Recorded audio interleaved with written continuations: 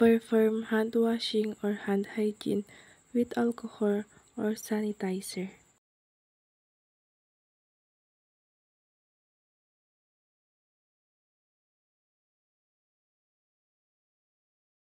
Prepare all the materials or equipments needed.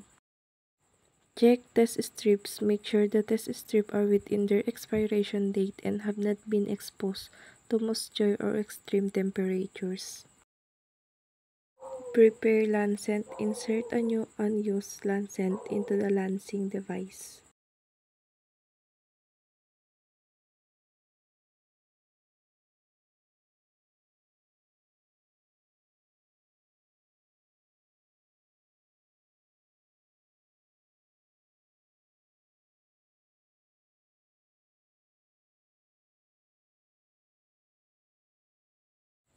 Insert test strip. Insert a test strip into the glucose meter according to the manufacturer's instructions.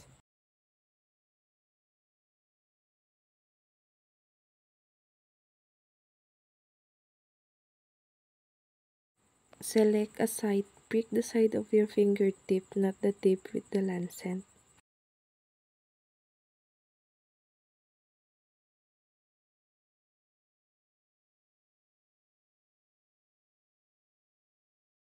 Obtain blood drop. Gently squeeze the fingertip to form a small blood drop. Apply blood to strip. Touch the edge of the test strip to the blood drop and wait for the best result.